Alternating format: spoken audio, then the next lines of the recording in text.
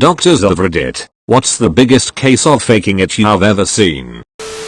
Had a patient when I was an intern feigning blindness. She would constantly be playing on her smartphone, only furiously trying to hide it when someone from the care team came into her room. The best was when my attending one day strolled past her room and threw his hand up in a highly exaggerated hello wave. She started to throw her arm up to but caught herself halfway through, then threw her hand back into her lap and pretended to be staring off into nothing. A friend of mine likes to stick out her hand for a handshake when people come in feigning blindness. Nearly all of them instinctively meet her handshake. It's great to watch.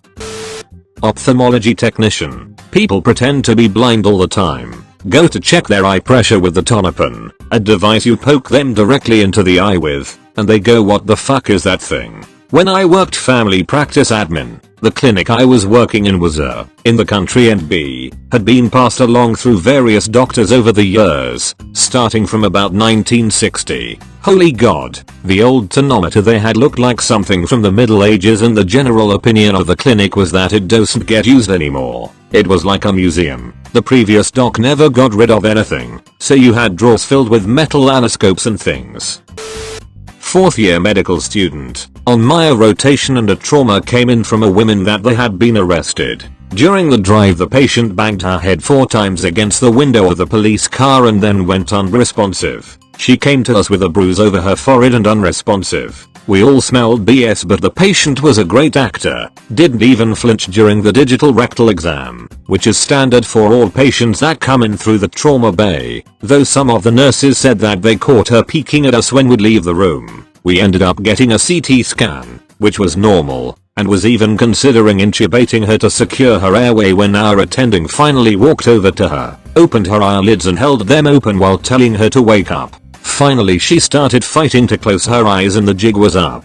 The doctor called her out and she proceeded to start screaming at us. She was much more pleasant when she was pretending to have a brain injury. Why is a digital rectal exam standard for all trauma patients? Assessing for rectal tone can give insight into spinal cord neurological injuries. Presence of blood in the rectum could indicate pelvic trauma. Truthfully, recent studies have debated its usefulness and reliability, especially given the potential for making a traumatic situation more traumatic for a patient. But my institution still does it.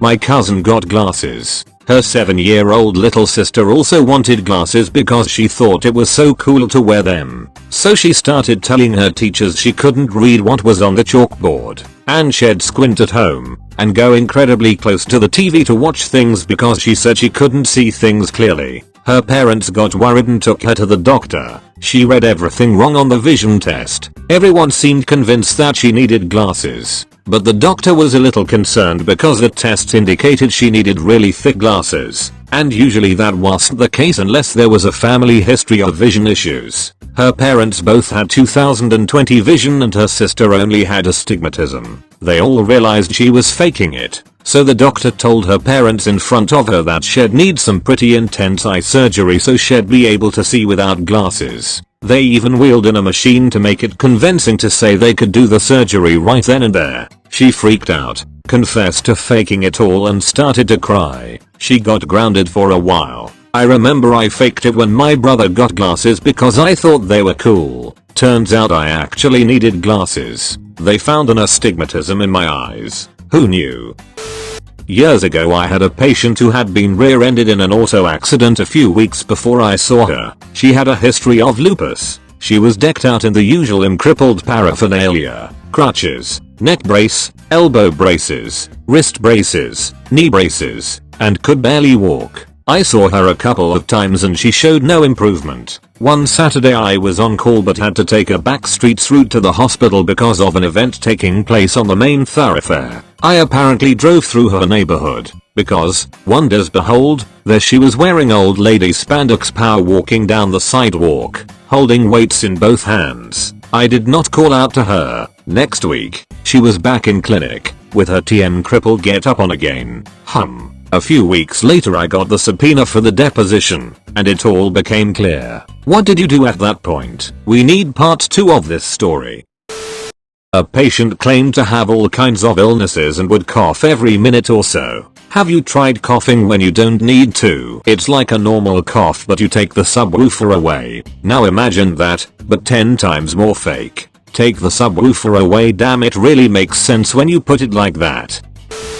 My mom was an emergency room nurse. Years ago they brought a prisoner from the local pen in who seemed to be unconscious. The guards were suspicious that he was faking it. They checked his vitals and everything seemed to be okay. The attending doctor tried poking him in the foot with something pointy. Nothing. Then he got an idea. They took a rubber hose and inserted it in the back of his throat as if they were intubating him. That did the trick. He sat up very quickly, coughing and gagging. Edit. Yes. Sternum rub. Got it. There's an even easier way. Just take their hand, hold it over their face, and drop their hand. If they're truly unconscious, or drunk, or very out of it etc., they'll smack themselves in the face. If they are conscious, they will always do something to lessen the hit, like make their hand land to the side, or they turn their hand and hit somewhere they think it won't hurt, etc. Edit. Okay, so apparently, you shouldn't do this. Don't do this, guys. Edit 2. Seriously, don't do this. It's bad.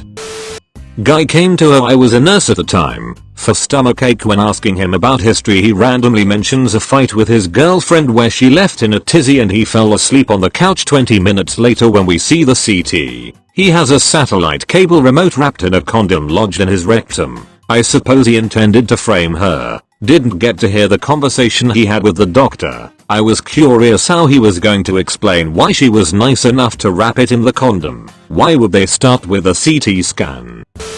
Not a doctor but nurse. I once read a specialist consultation report and at the end of the report the actual diagnosis given was fictitious ailment. Oh dang. Is a fictitious ailment something that can be noted in their medical records? No doctor but a funny story from work a couple years ago. Guy calls in sick for around 8 days. Says on the phone he is really sick. Comes back to work the next week. Tandas FCK. This dude hands a medical slip to the manager written in Spanish. On the slip there is an official seal from some random Cuban clinic. Guy walks over to be with a grin on his face saying yeah, I'm probably fired. He was fired. Supervisor at a place I used to work called out sick. Came in the next day with a tan line right across the middle of his forehead from golfing in the sun all day. No one said a damn word. I told them I had to leave town because I had family members coming in last minute. I got written up. I should have taken up golfing. Obligatory, not a doctor, I'm a nurse. We had a guy who had to come in every 3 months to get a medical certificate to say he couldn't work at his retail job due to severe disabling back pain. He was receiving large amounts of insurance money for this condition. After the doctor had done his usual examination and questions and signed it off, the guy asks the doctor to check his shoulder, which doc does, and asks how he injured it. Guy says playing rugby for a competitive team. Really, says doc. How long have you been playing for them? Guy has been playing and training the whole time. Doc puts this info on insurance form. Doc loses his shit in staff room laughing. Next week the patient loses his shit in reception because his insurance has been cancelled. Haha. I used to know a guy who badly injured his back at work and got lifetime compensation. It really freed up a lot of time for him to train for cross-country ski races.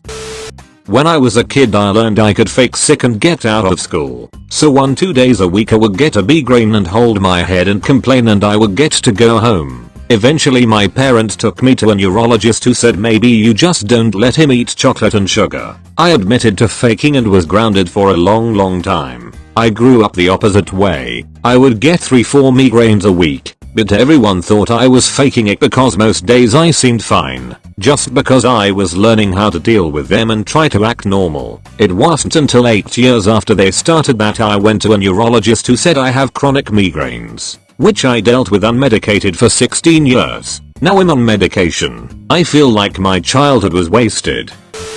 When I was a kid, I would plan my sick days way ahead of time. Had an old thermos that I would pour leftover milk, meat, whatever, leave it on the windowsill in my bedroom just letting it fester for a month. Of course the thermos was closed so no smells escaped. I set an alarm for the middle of the night, dumped the contents of the thermos on my rug and ran in to tell my dad I was throwing up and so sick. However, This thermos monstrosity filled the entire condo up with horrible smells, and both me and my dad ended up puking into the tub at the same time every time we tried to clean up the rug. He had to take the day off work too. Needless to say, I never pulled that again. I was worried you were going to drink it in order to make yourself sick.